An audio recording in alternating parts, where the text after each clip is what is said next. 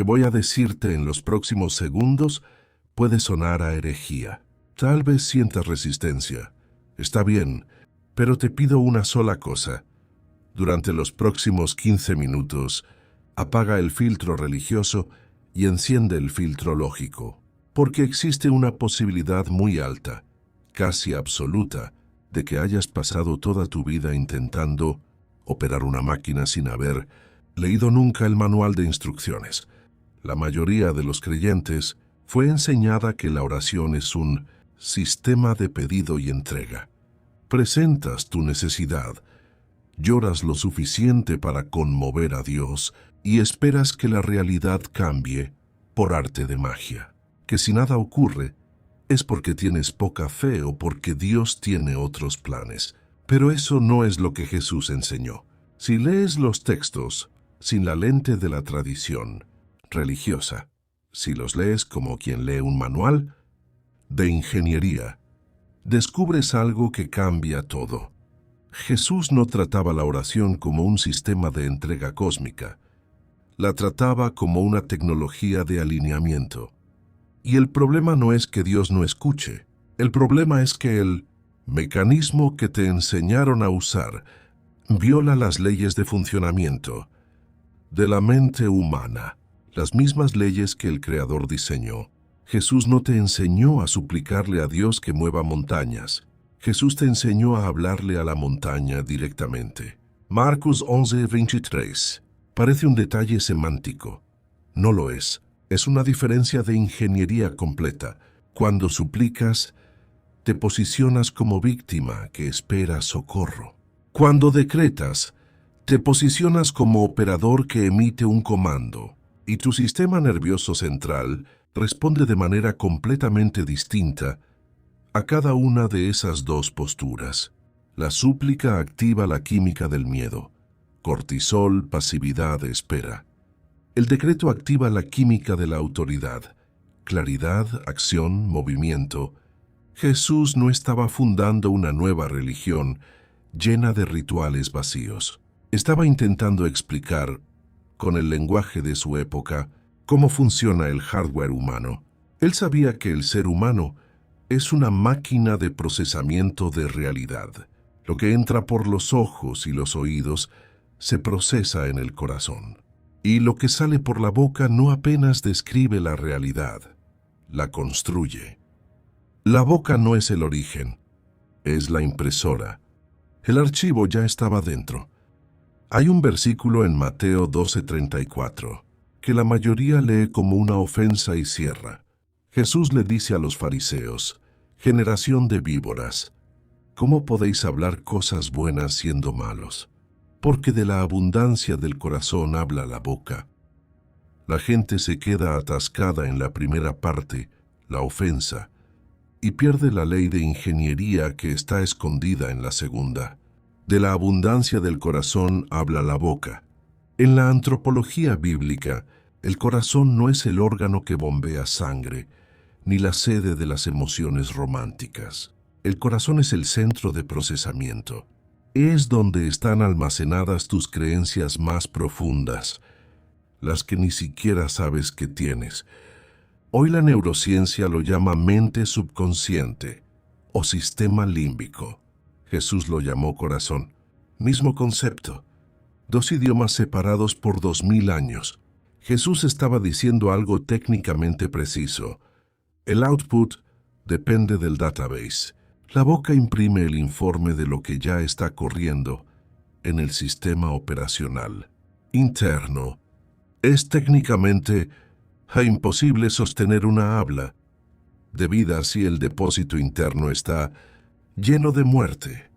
Por eso el pensamiento positivo forzado no funciona. Intentas obligar a la boca a decir frases de victoria. Pero tu archivo interno, construido durante décadas de traumas, miedos y repeticiones familiares, está lleno de derrota. Hay un conflicto de hardware, y en ese conflicto siempre gana el archivo más antiguo y más profundo. Esto nos lleva al ciclo más peligroso que existe en la vida espiritual de una persona. y es un ciclo que funciona de forma completamente automática. Tu subconsciente está lleno de miedo. La presión sube. La boca habla miedo para liberar esa presión. Tu oído escucha tu propia voz. Y aquí está el dato científico que lo cambia todo. La neurociencia ha demostrado que el cerebro otorga autoridad máxima a la propia voz, por encima de la voz de cualquier otra persona, incluso por encima de la voz de tu pastor, tu terapeuta o tu mejor amigo. Entonces el cerebro valida el miedo como realidad absoluta. Refuerza el archivo en el subconsciente. El corazón queda todavía más lleno de miedo y el ciclo reinicia, más fuerte, más rápido, más profundo. Creías que estabas describiendo tu día malo. Biológicamente y espiritualmente, estabas firmando el contrato para que se repita mañana. Jesús lo vio, por eso fue tan radical. No estaba pidiendo educación al hablar. Estaba intentando interrumpir un loop cibernético que transforma un pensamiento pasajero en un destino inevitable. Santiago, el hermano de Jesús, escribió que el hombre de doble ánimo, de mente dividida, es inconstante en todos sus caminos y no debe esperar recibir cosa alguna del Señor. Eso no es una amenaza divina, es una descripción de mecánica. Dos vectores opuestos se anulan. Resultado, 0. No avanzas, no retrocedes, simplemente te quedas atrapado. Si hasta aquí algo dentro de ti está haciendo clic, escribe ahora mismo en los comentarios. Estoy prestando atención a mis palabras. Tengo que darte un diagnóstico que nadie te ha dado. Lo llamo esquizofrenia funcional y afecta a la mayoría de los creyentes sinceros, trabajadores y dedicados. Existe la personalidad del cuarto de oración, llena de fe, que cita versículos, que llora y cree en lo imposible. Y existe la personalidad del día a día, que toma el control en el momento en que dices amén y abres la puerta. Esa segunda personalidad es cínica, ansiosa, adicta a narrar problemas y a confirmar el peor escenario. El error fatal es creer que Dios solo escucha a la personalidad número 1, pero tu biología y la estructura de la realidad escuchan a la número 2, porque pasa más tiempo en el mando. Haz la matemática fría de tu día. Tal vez ores con fe durante 20 minutos, pero luego pasas 16 horas reaccionando con miedo, quejándote, criticando, declarando cansancio y acordando con la escasez. Tu cerebro es una máquina estadística. No juzga la intención, juzga la frecuencia. 20 minutos de señal de victoria contra 16 horas de señal de derrota. ¿Cuál crees que se convierte en el patrón neural dominante? Tu oración de fe es tratada por el sistema como una anomalía, un ruido pasajero sin suficiente fuerza para reescribir el código base que refuerzas durante todo el día con tu boca. Y mientras no exista un protocolo de reinicialización para tu lenguaje diario, la oración continuará siendo apenas un analgésico temporal, no la herramienta de gobierno que fue diseñada para ser. Ahora que entiendes el diagnóstico, vamos al protocolo. Y te aviso con honestidad, esta es la parte donde la mayoría abandona, porque exige un nivel de vigilancia mental que nunca has entrenado. Jesús no dejó la solución abierta, la entregó en código específico en Marcos 11:23. Presta atención a la ingeniería de la frase. Si alguien dijere a este monte, quítate y échate en el mar, y no dudare en su corazón, sino creyere que será hecho lo que dice, lo que diga le será hecho. Primero, la dirección del habla. Jesús no dijo que le hablaras a Dios sobre el monte, dijo que le hablaras al monte. Existe una diferencia abismal entre la posición de quien ruega y la posición de quien gobierna. Segundo, la condición interna. no dudare en su corazón. Eso no es fe ciega, es alineamiento. Cuando tu señal interna y tu señal externa apuntan en la misma dirección, el sistema tiene un solo comando claro para ejecutar. Tercero, el mecanismo neural. Cuando cambias de la súplica al decreto, tu cerebro cambia la química de tu cuerpo. La súplica genera pasividad y espera. El decreto genera movilización y alerta. Tu sistema nervioso central no fue diseñado para operar en duda. Fue diseñado para ejecutar comandos claros. El protocolo de Jesús es alinear el habla externa con la verdad interna hasta que la duda muera por inanición. Para hacer eso, necesitas entrar en lo que yo llamo el ayuno de palabras muertas. Este es el ejercicio práctico más difícil que harás en tu vida espiritual. Durante los próximos 7 días, monitorearás tu boca como si fuera un arma cargada apuntada hacia tu propia cabeza. El desafío no es decir cosas bonitas, el desafío es dejar de decir cosas muertas. Cada vez que sientas el impulso automático de quejarte del cansancio, de narrar la dificultad financiera, de criticar a alguien o de disminuirte ante una oportunidad, vas a hacer algo radical: cerrar la boca. Literalmente, interrumpes el circuito neural a la mitad del proceso.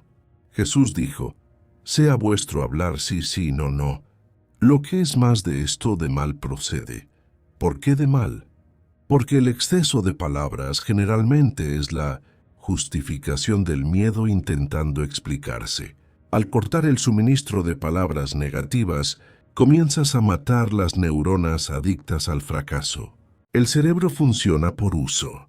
Si no usas el camino neural de la queja, el matorral crece sobre él. El sendero desaparece, y en ese silencio comienzas a instalar el nuevo software. Sustituyes "ya no aguanto más" por "todo lo puedo en Cristo que me fortalece". No como loro, como alguien que está clavando una estaca en el suelo para fijar una tienda, con intención, con peso, con conciencia de lo que estás haciendo. Jesús no estaba bromeando cuando dijo: por tus palabras serás justificado y por tus palabras serás condenado. Estaba describiendo el tribunal de tu propia mente. Si quieres ver el milagro afuera, primero necesitas dejar de asesinar el milagro adentro. Vamos a sellar este mensaje con un decreto, no una oración de súplica desesperada, un decreto de alineamiento. Si estás de acuerdo con lo que hemos visto hoy, si has tomado la decisión de dejar de sabotear tu propio futuro, quiero que hagas esto conmigo ahora mismo. Cierra los ojos, no para escapar de la realidad, sino para enfocarte en la única realidad que importa en este momento. Y repite esto con el peso de quien sabe lo que está diciendo. Padre, en el nombre de Jesús, me presento ante tu corte no como víctima de las circunstancias, sino como hijo que asume el gobierno de su propia vida. Pido perdón por haber usado mi boca para profetizar ruina, escasez y derrota sobre mí mismo. Hoy, por la autoridad de tu nombre, decreto el fin de ese ciclo. Ordeno a mi mente que rechace todo pensamiento de muerte. Ordeno a mi boca que se calle ante el miedo y que solo se abra para acordar con tu promesa. Me sé fiestir.etus, que cada palabra que salga de mí a partir de ahora sea semilla de vida, ladrillo de construcción y espada de avance. El viejo patrón está muerto. El nuevo comienza ahora. Wenqing, abre los ojos. Eso no fue emoción. Eso fue legislación espiritual. Pero escucha bien mi último aviso. La prueba vendrá hoy mismo o mañana muy temprano. Una situación va a surgir para intentar arrancar una queja de tu boca. El miedo intentará hacerte hablar lo que siempre has hablado. Y es exactamente en ese momento, cuando la presión llegue, donde decidirás si vuelves al desierto o si entras en la tierra prometida. La decisión de callar el miedo y profetizar la fe es tuya, y tendrás que tomarla todos los días hasta que se convierta en quien eres. Si este mensaje te abrió los ojos hoy, si tomaste la decisión de dejar de pedir limosna y empezar a decretar destino, escribe en los comentarios: yo gobierno mi boca, no para el algoritmo, para ti. Como tu primer acto de materialización de la nueva postura, y si conoces a alguien que lleva años orando sin ver resultados, alguien que está cansado pero no ha abandonado la fe, comparte este video con esa persona ahora mismo. Puede ser el manual que estaba esperando sin saber. El secreto fue revelado. El código está en tus manos. Ahora ve y no peques más con tus palabras,